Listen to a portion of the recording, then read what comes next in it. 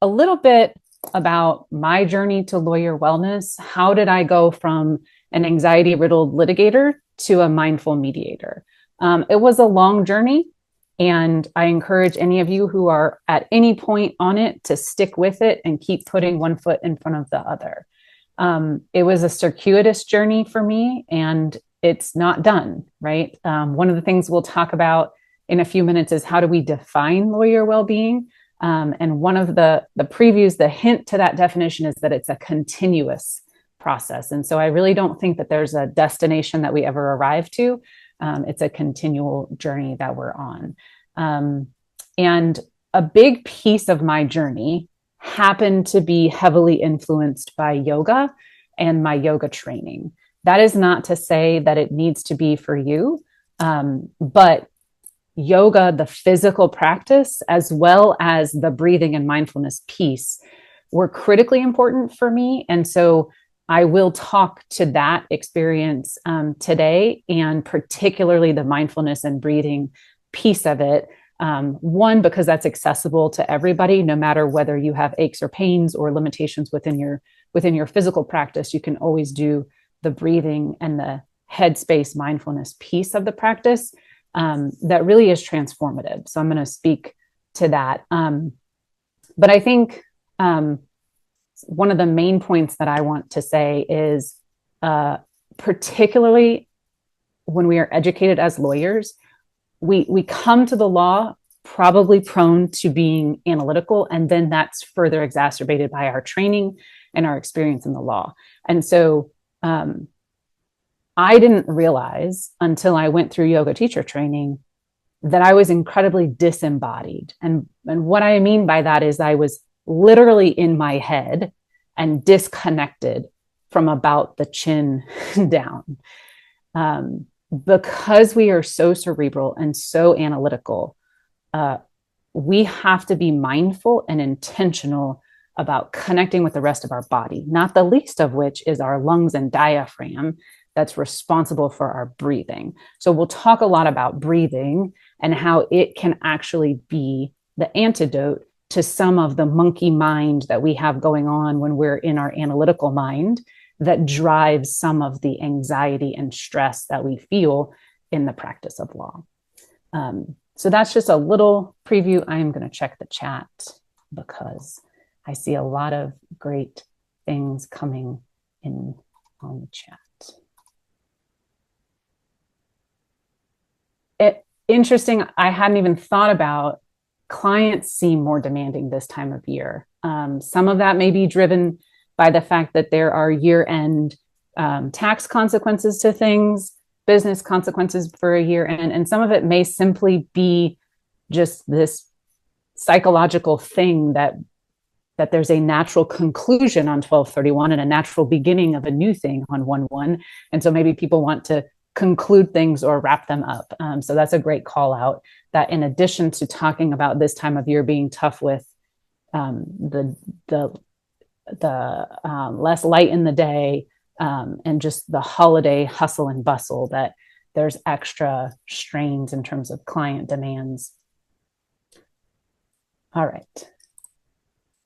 So we're talking about thriving today, and I like to give a shout out. I'm in Winston-Salem, North Carolina, which is where Maya Angelou spent a large part of her life. And so I give a shout out to her.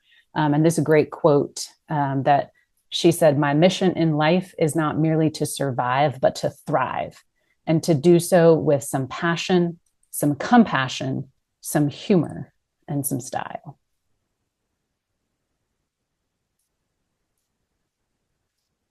All right. So why is lawyer well-being important, and does it have anything to do with the rules of professional conduct? The answer is absolutely yes. And it is becoming even more and more explicit in the model rules and in each of the different rules within the jurisdictions, which I am happy to hear about. So the preamble to the ABA model rules of professional conduct call lawyers to strive to attain the highest level of skill, to improve the law and the legal profession, and to exemplify the legal profession's ideals of public service. And I will argue today that our duty of competence as lawyers encompasses not just our substantive knowledge, but also our well-being, that it's an indispensable part of our duty of competence. And that if we are not well, we know that if we are not well physically, if we have a bug, a virus that needs to keep us in bed, we know that's where we need to be. And so the same thing should apply if we are not well from a mental health space. And that we'll talk about some practical tools that can help maintain our wellness there. We'll talk about some resources that exist, some professionals that we could get involved if we need assistance on that. And one of my goals, and one of the reasons that I enjoy speaking on lawyer well-being, is to try to help destigmatize mental health concerns in general, but particularly in the legal industry.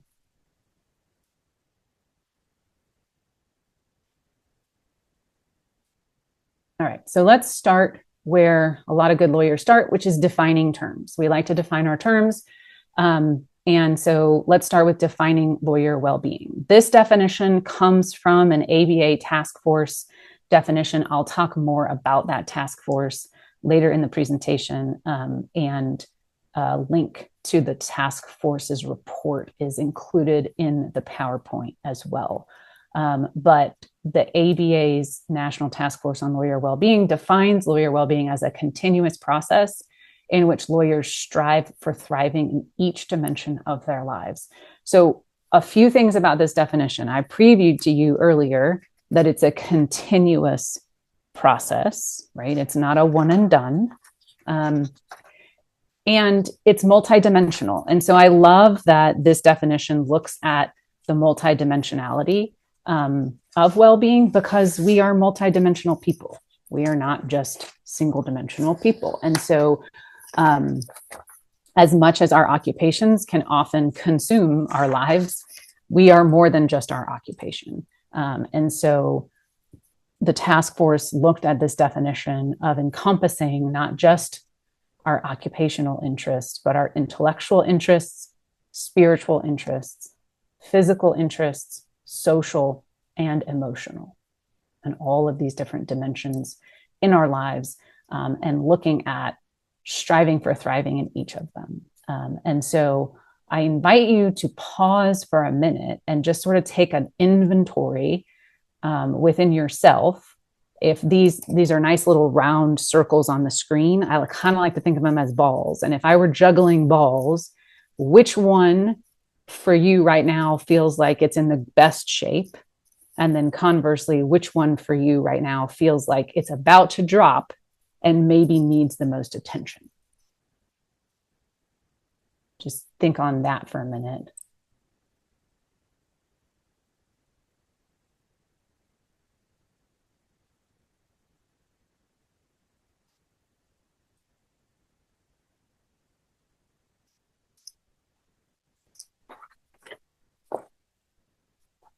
All right, so let's turn to what is causing any of those balls to feel like they're in jeopardy and to feel like they might drop. What gets in the way of our thriving in any of the dimensions of our life? I've put a few up here. This is not an exhaustive list. I'm sure there are others.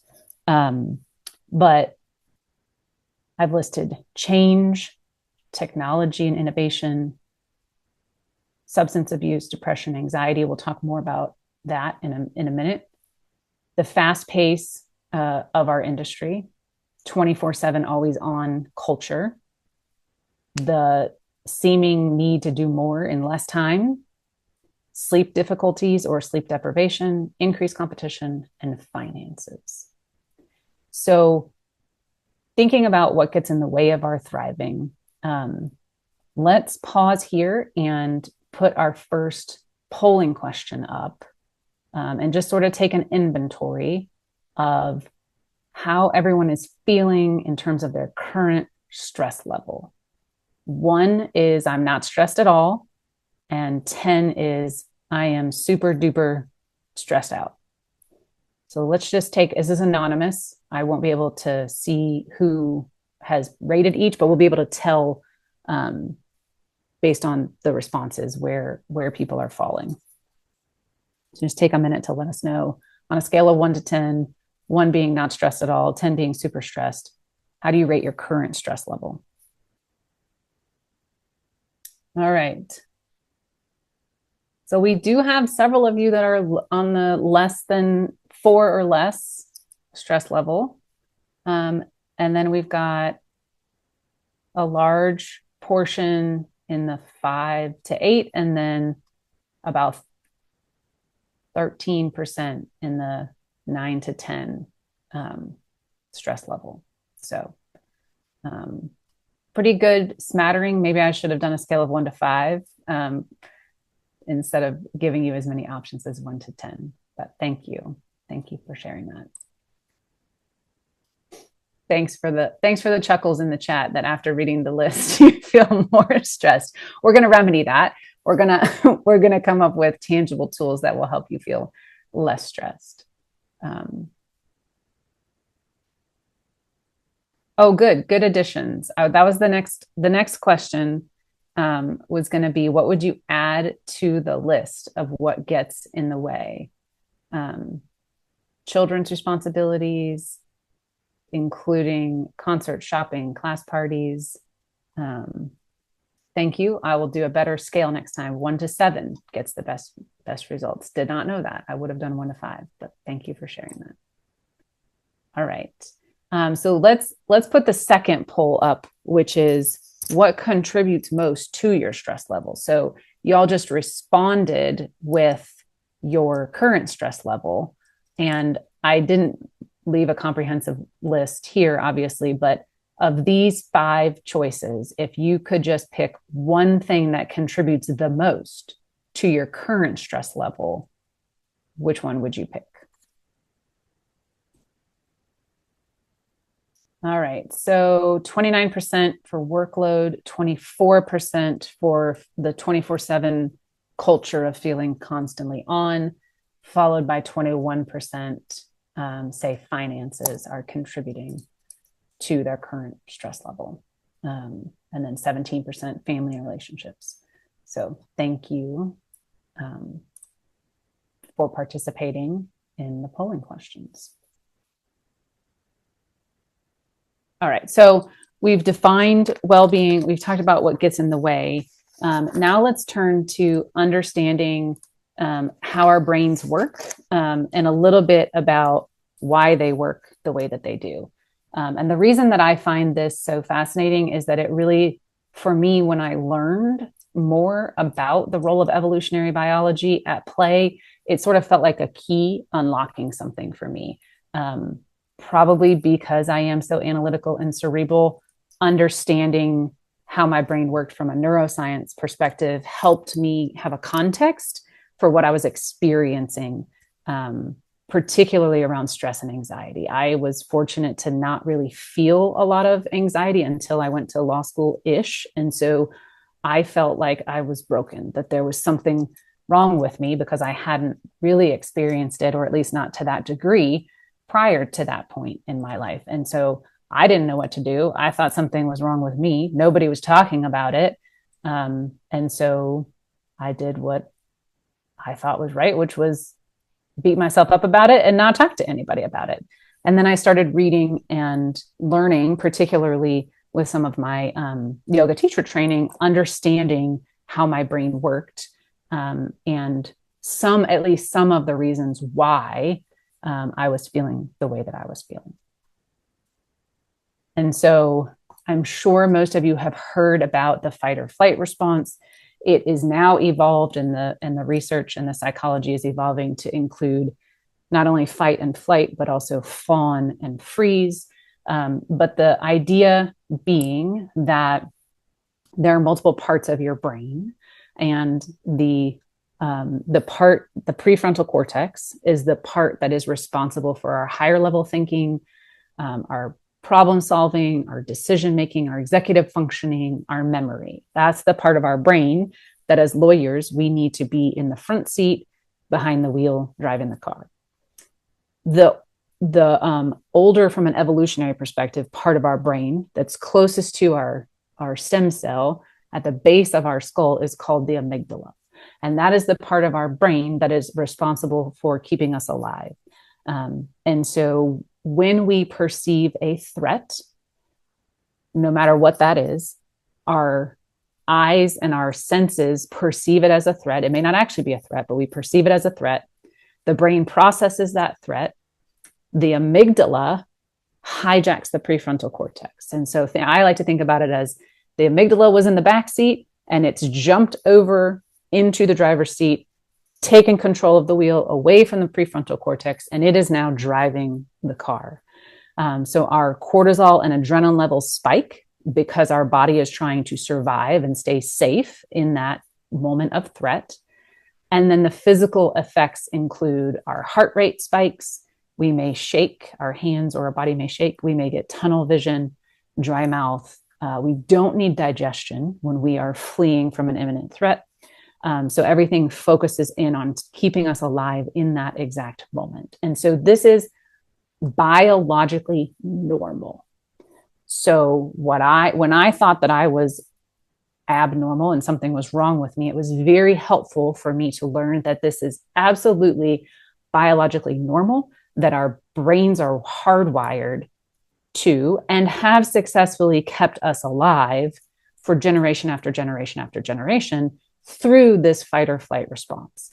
Granted, a while ago, it was a perceived threat from a tiger that we were running from and surviving from.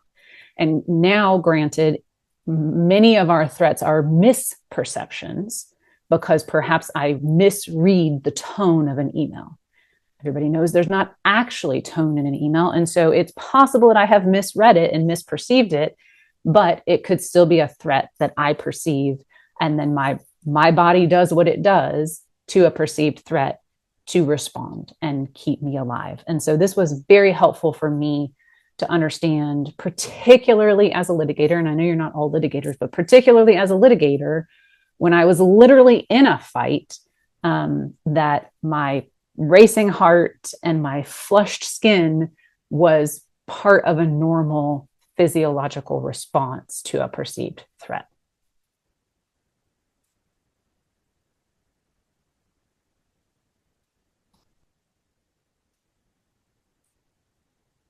All right. So building off of that concept, we can see how this results in a conflict loop, whether it's interpersonal, whether it's professional, that there's a stimuli, we perceive it as a threat, and then we get into defend behavior. That could be fighting back. It could be running away, fleeing.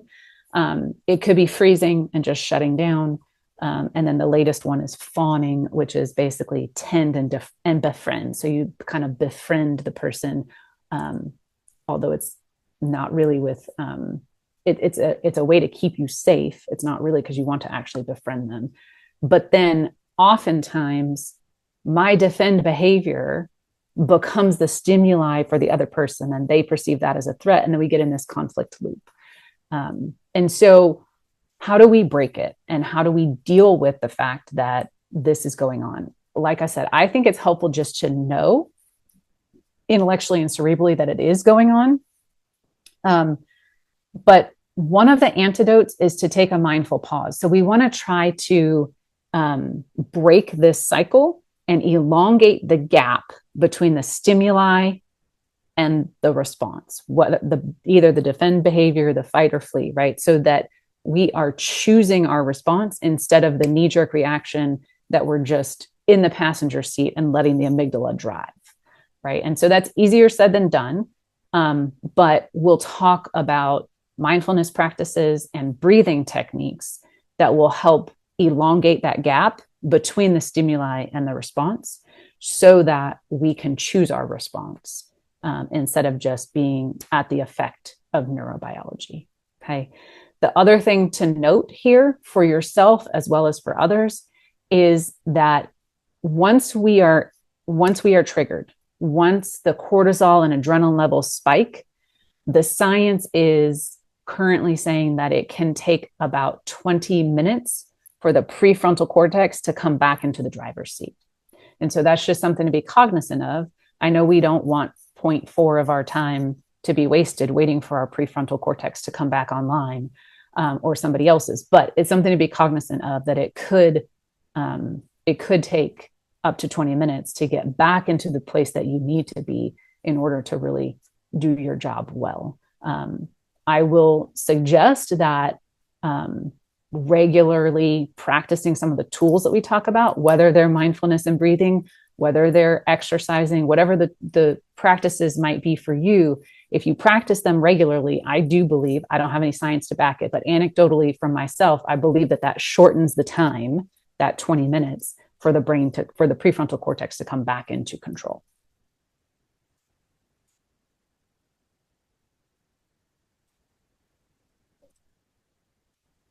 All right. So we had somebody already mention in the comments vicarious trauma, and I'm really elated that somebody, maybe multiple people in the audience, know what vicarious trauma is.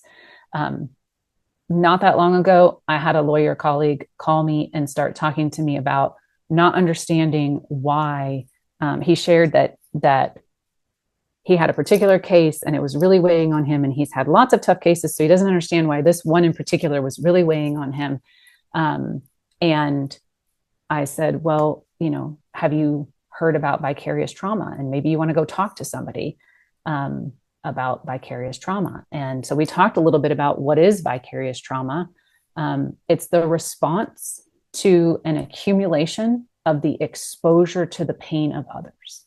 So it's become understood that first responders in the medical field experience vicarious trauma. It's become understood that therapists experience vicarious trauma, that they are witnesses to the pain of others. So they get exposed to the pain of others. But now it's also becoming understood that lawyers do as well, and it can have a significant impact on our mental health. And so having this conversation with this lawyer was just helpful for him to even know that there's a label for possibly something that he is experiencing and could perhaps go talk to a counselor about. And sometimes it's just helpful to know that you're not crazy, that your brain works a certain way, and that there is such a thing as trauma that is a response to an accumulation of witnessing firsthand the pain and suffering of other people.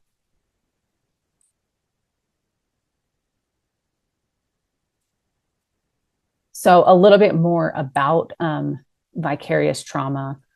It is different from burnout, and vicarious trauma can present as feelings of anxiety and anger or sadness, particularly related to hearing accounts of traumatic experiences. Sometimes it's referred to as compassion fatigue or secondary trauma. In other words, it's not you actually experiencing the trauma yourself, but it's secondary. And it can also sometimes present as withdrawing, right? And just almost acting callous towards other people as a defense mechanism to not taking on any more of the suffering or pain of others. Some red flags to watch out for in terms of vicarious trauma, secondary trauma: feeling helpless, hopeless, or powerless, lack of safety or trust, alienation from others, shattered assumptions about basic beliefs about life or people, and loss of faith or anger with God. And so any of these red flags, please reach out to a professional, a counselor, a therapist, somebody in your religious community who can help give you the support that you might need.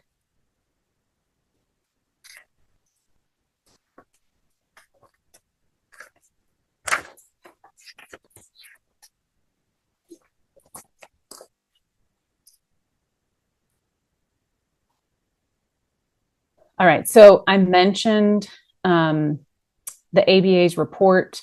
So I want to talk a little bit about the ABA's pathway to wellness that they studied in 2016, looking at chronic stress, high rates of depression, high rates of substance abuse.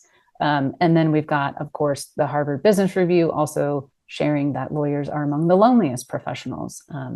So lucky us.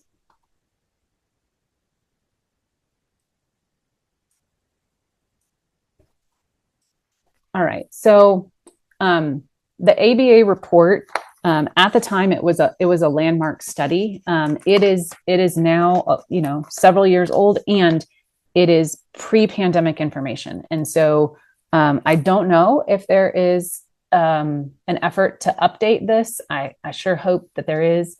But in about 2017 to 2018, in collaboration with the Hazelden Betty Ford Foundation, the ABA Commission on Lawyer Assistance Programs completed a national research on lawyer impairment. It was a landmark study at the time. It had about 13,000 participating lawyers. It included 15 state bar associations and the two largest counties of one additional state. And my understanding is that this national data had never previously been gathered about addressing both substance use and behavioral health concerns at the same time. And so, again, this was pre-pandemic and outdated now, I think. And so it's the information we have, but I'm hopeful that we'll have updated information. So, and also it was self-reported. So I suspect there's some underreporting going on, but they reported, again, about 13,000 participants reported problem drinking between 21 and 36%, depression at 28%, anxiety at 19%. I have no idea how they defined anxiety, because anecdotally, just speaking on lawyer well-being and teaching yoga, I have so many more than 19% of people come talk to me about feeling anxious. Suicidal thoughts during their career, 11.5%. And unfortunately, the parade of difficulties listed included suicide, social alienation, work addiction, sleep deprivation, and job dissatisfaction.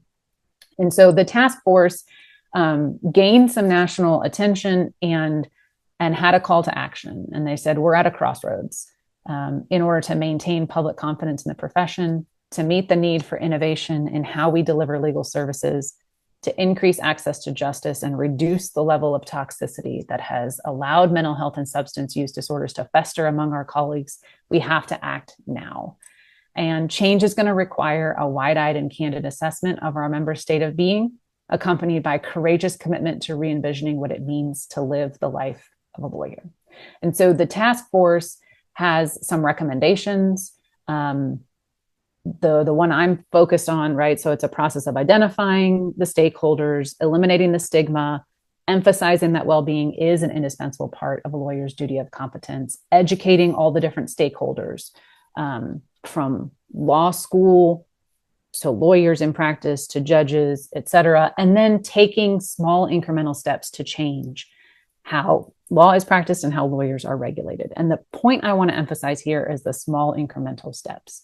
I believe that the science is that if you try to revolutionize anything, whether it's your health journey, whether it's your eating, exercising, whatever it is, that if you try to change something 180 degrees, you're not as likely to have success than if you take small incremental steps and try to move the needle a small amount over a period of time.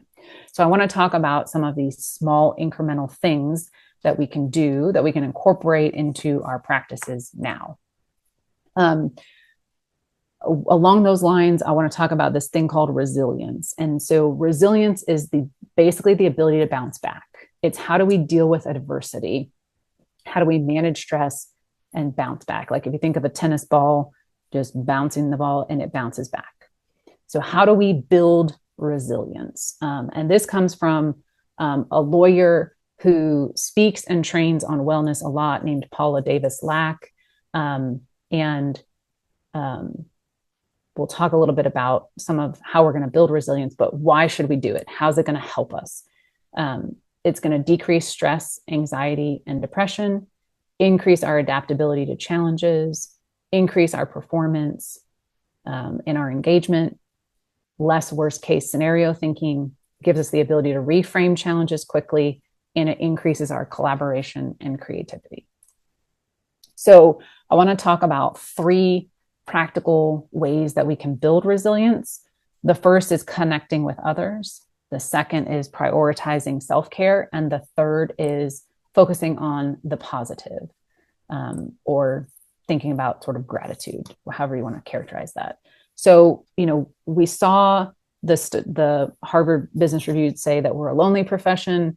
We heard one of the things in the ABA report was social or alienation, right? So the importance of connecting with others instead of withdrawing and hiding, coming to seminars like this, connecting with people in your local bar associations, your local faith groups, local hobby groups. I know a lot of people who are in running clubs or biking, cycling clubs or walking clubs or knitting clubs, right? Just finding a way to connect with other people.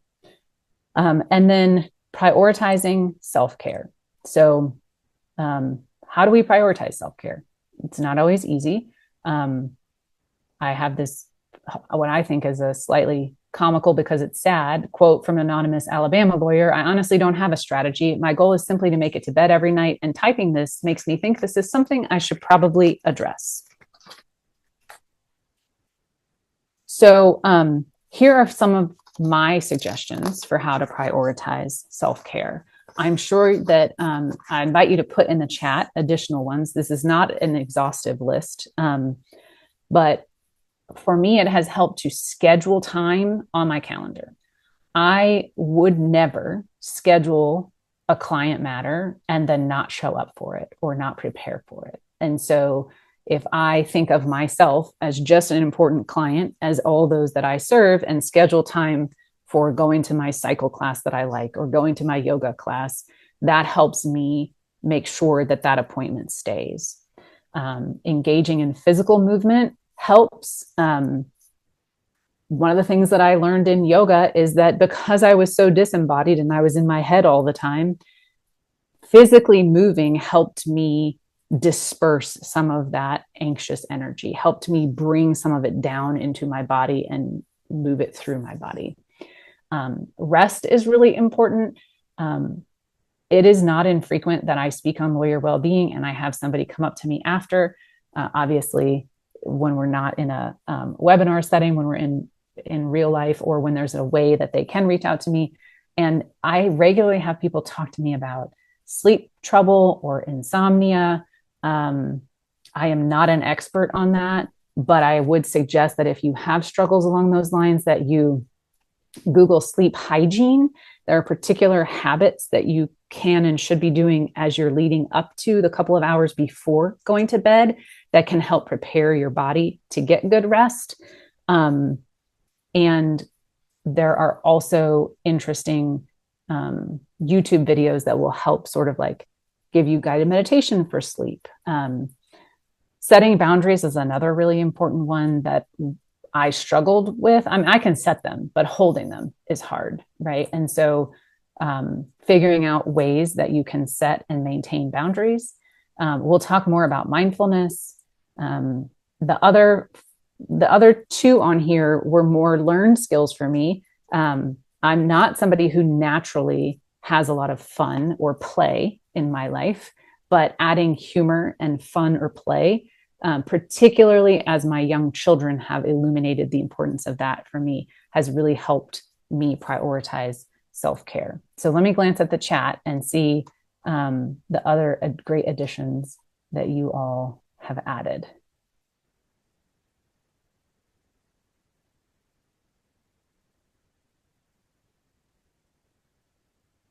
Trampoline with grandkids. I like that. That hits physical activity. It hits outdoor time. It hits connecting with others, probably hits laughter. I love that.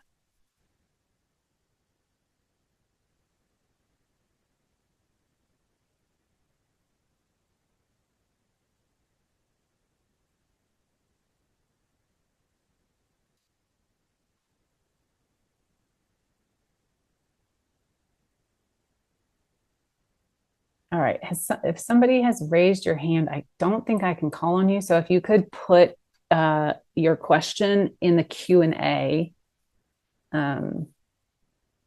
I will do my best to address it.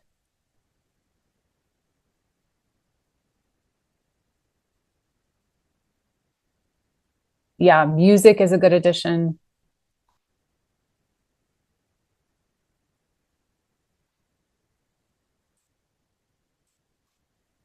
Make sure. Okay, yeah, I don't have anything in the Q&A that's open. So um, if you're raising your hand, try to put it in the Q&A and I will do my best to address it.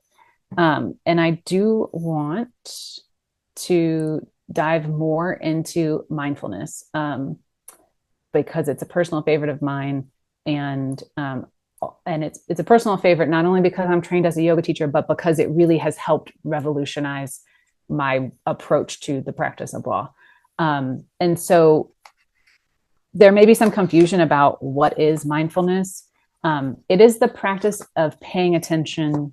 It's the practice of being in the moment.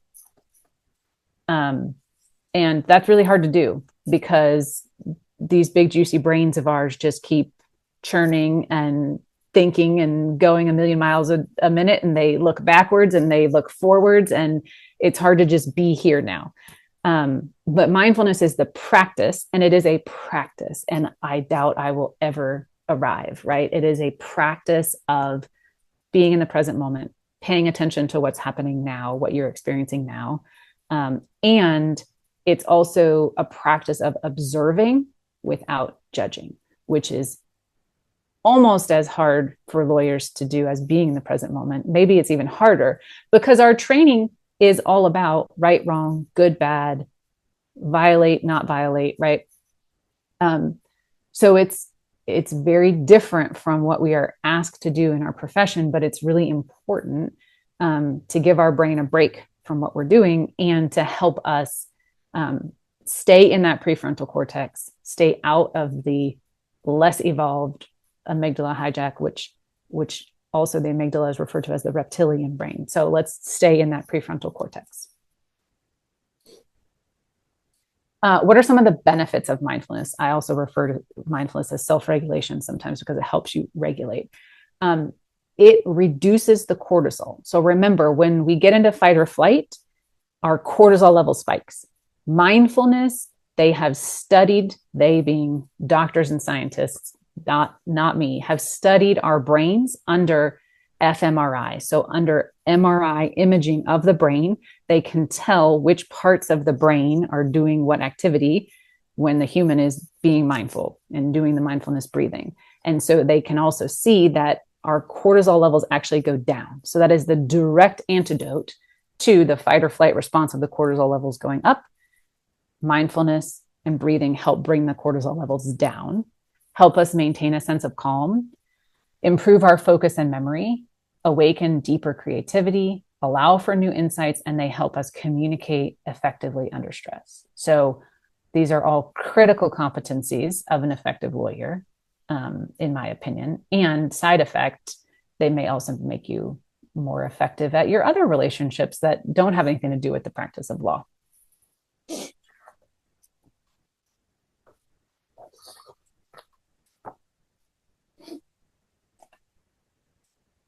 All right. So there are plenty of resources out there if you want to engage in a mindfulness practice. One of my favorites has been Headspace, but there are plenty, and I've listed them all here in case you want to look into any of them. Most of these have a free trial if you want to try them out. Look at the baby. Yeah, the baby. This was also a shameless opportunity for me to show my toddler a long time ago when we did mommy and me yoga. Is there a right way to practice mindfulness? How do we start? No, there's not. You don't need anything. How about this? Let's do it right now. You can start right now so that you don't have the excuse of trying to figure out how to plan how to start. So we're going to start practicing mindfulness right now, and we're going to practice it right now together. So the best practice is to uncross your legs and have your feet flat on the ground, wherever you may be. And the reason for that is that it helps ground you and root you in this moment. So if I'd invite you to uncross your legs and put your feet flat on the earth, on the ground, wherever you may be, and try to sit up straight and balanced so that, like, if you sort of rocked left and right, that your sits bones would be on the chair. I like to have my hands in my lap, or I have them flat on top of my thighs. You can have your hands wherever you'd like. The yogic philosophy is that if your hands are palms up, that means you want to bring energy to your life, and if your hands are palms down, that means you want to bring calm to your life. I'm not exactly sure the basis for that yogic thought, but I share that in case it's helpful. And so just resting your hands comfortably in whatever way feels supported, and then bringing your shoulders away from your ears, right? So often, particularly with typing, we may not realize that our shoulders are way up here by our ears, but just let them relax. And then I invite you to lower your gaze or even close your eyes if that feels comfortable for you, whatever works for you. And just take a moment without changing anything, without judging anything. Just notice if you are breathing quick or slow, if your breathing is shallow or deep. Just notice.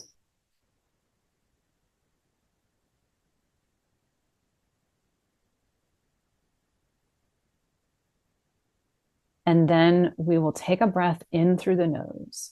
And we're going to intentionally elongate our inhale and our exhale, because most of the time we walk around breathing too quickly and too shallowly, and we're not actually filling our diaphragm and giving our bodies the oxygen that we need, that's so vitally important to us.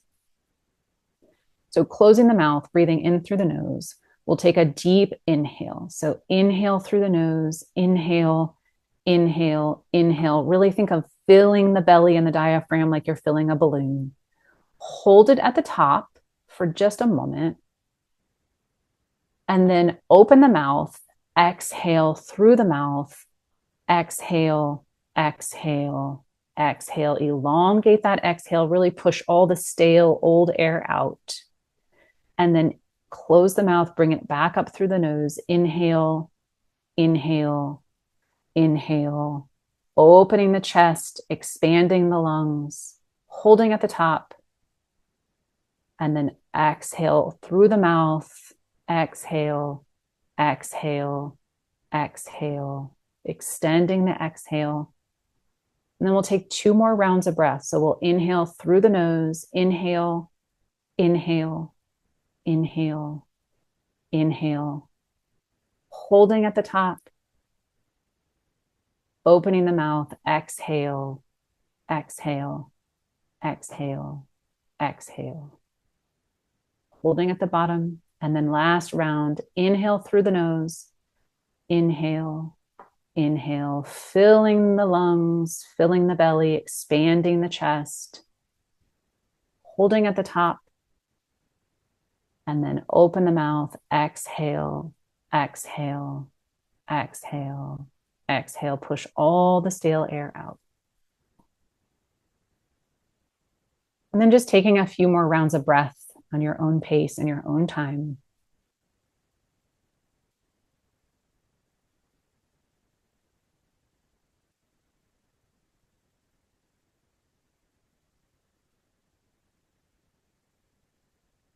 And when you're ready, opening the eyes, coming back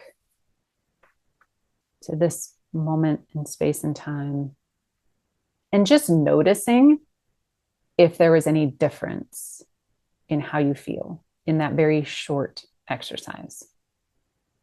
Do you feel lighter? Do you feel more expansive in your rib cage, like you can actually breathe a little deeper? Do you feel any calmer? Do you feel any different? You may not, but notice if you do. And note that that was less than 0.1 of your day to do that exercise. You can also do that without your eyes closed, and so nobody knows you're doing it. I used to do legal malpractice defense work, and I had a client who needed to tell her client that she had made an error. And so I coached her through that, and she was really nervous about it. She knew that I was a yoga teacher, so she asked me for some breathing techniques and some strategies. And so we practiced and talked about breathing techniques.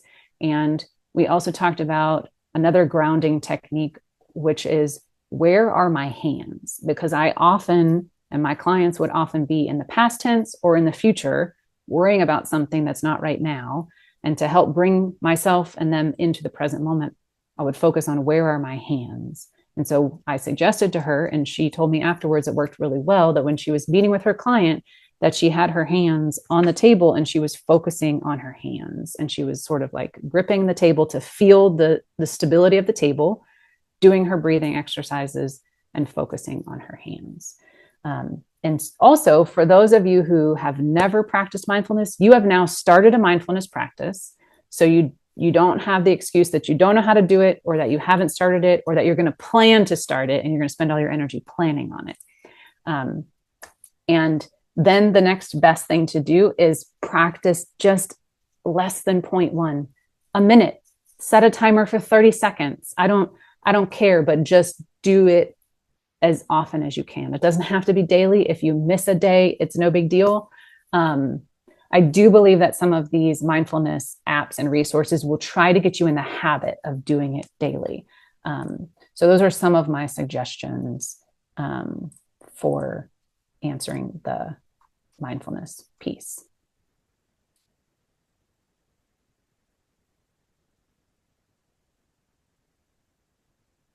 I'm reading the Q&A. Hang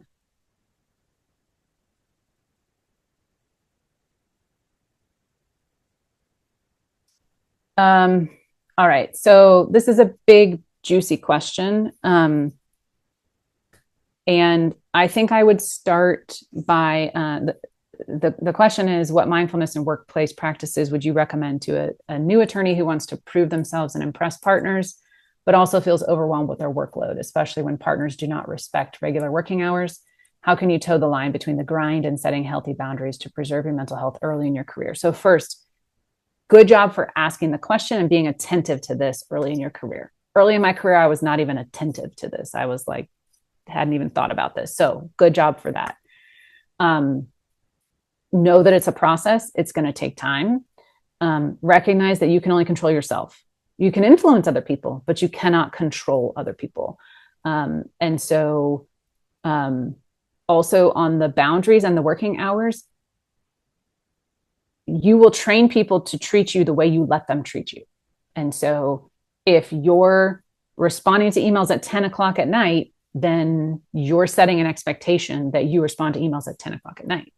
So don't respond to emails at 10 o'clock at night.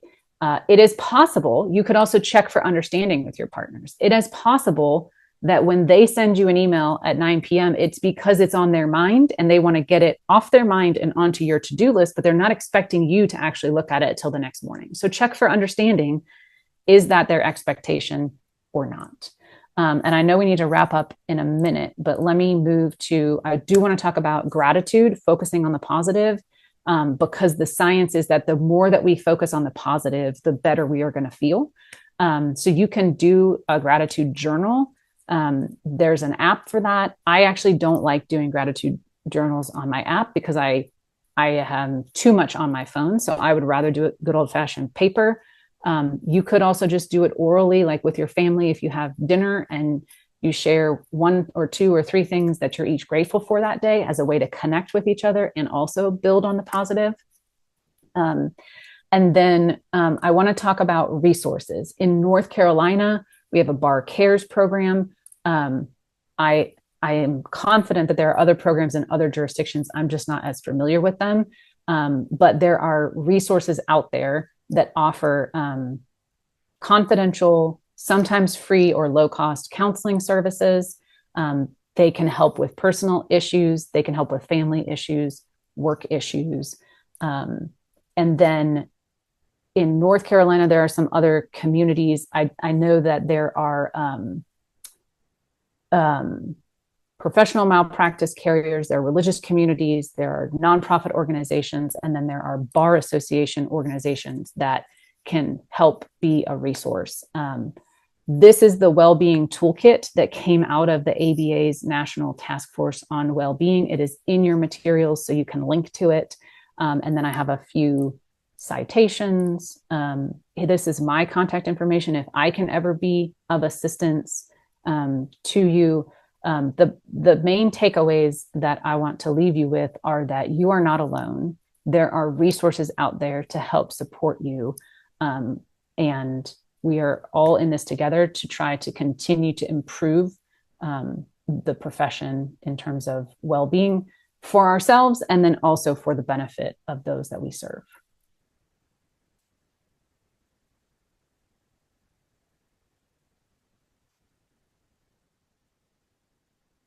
We'll glance through the chat.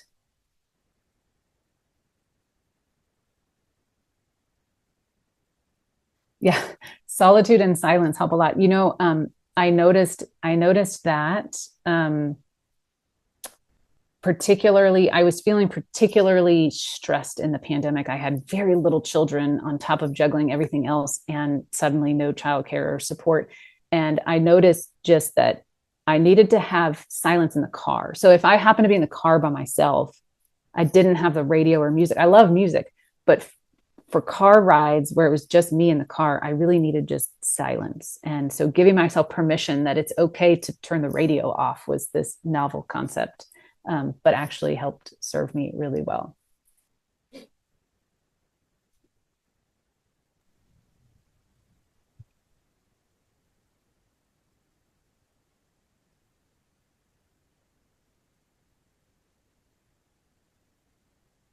Oh, really good point in the chat about putting in your fee agreement a provision that you try to respond to emails and phone calls within 48 hours to set a boundary and an expectation.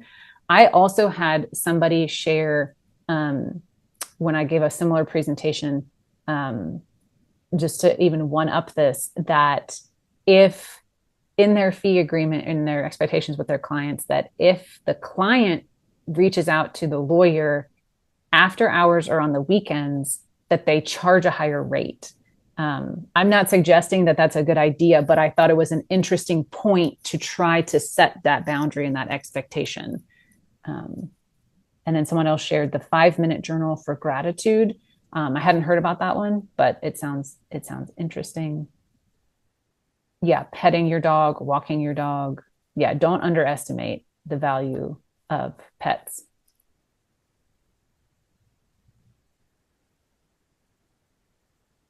Fleet Mall and the Heart Mind Institute. So this approach helped this person with meditation. That's great. I hadn't heard of that one, but I will look into it.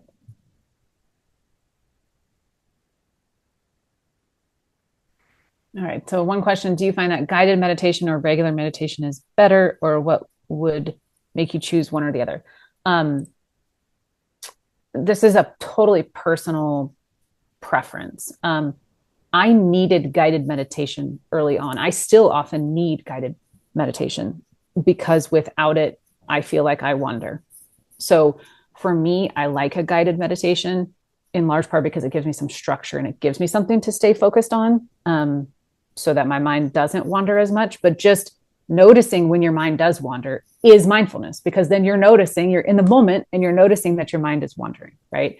The other thing that I will offer is sometimes when we in general, or me in particular, feel particularly ungrounded and overwhelmed, I feel like I am too fidgety and too full of stress to sit calmly and meditate. So I will do a guided walking meditation. So I will have the dog with me, I will have my earbuds in, and I will have you can Google or YouTube, whatever, guided walking meditation. And so the person guiding you through knows you're walking. So they're not going to tell you to close your eyes, for instance.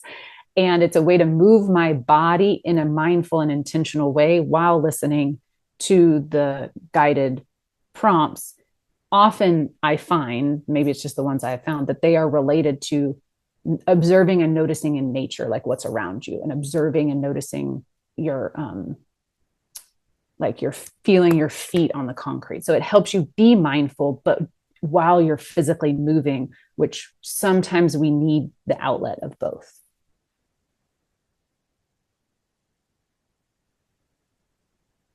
I don't know how to answer that one. Do the bonkers lawyers who torment other lawyers know that they do that? Do they not go to these CLEs? You should invite them. Invite them to the CLE next year. We do it annually, so send them an invitation.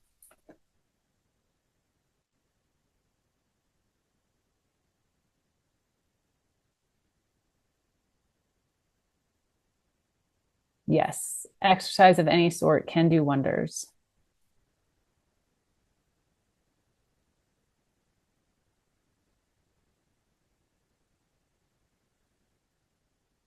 Are there any books that you can recommend on meditation specifically?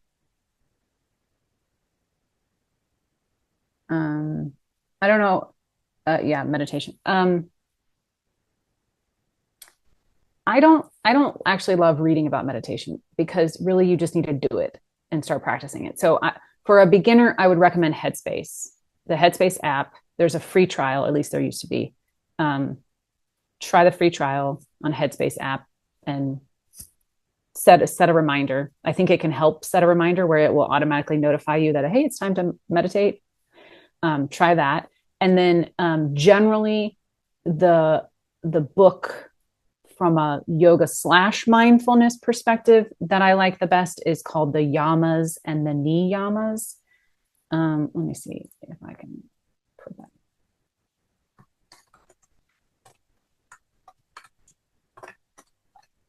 By Deborah Adele. And that book is like more of a philosophy of living mindfully with it's the yogic principles and ethics of living well. But in terms of mindfulness, I started with Headspace, and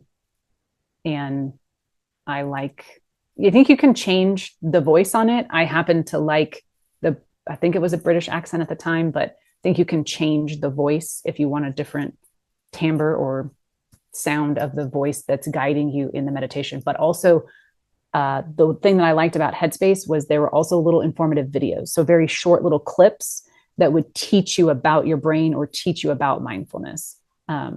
So I found those informative as well, that I'd watch like a 2-minute video and then I'd sit down and try to do a 30-second mindfulness practice. And then it knew that I had done it. And so I would maintain a streak. And so I didn't want to break my streak because once I got up to like 14 days, I didn't want to go back to 0. And so that would help keep building the habit.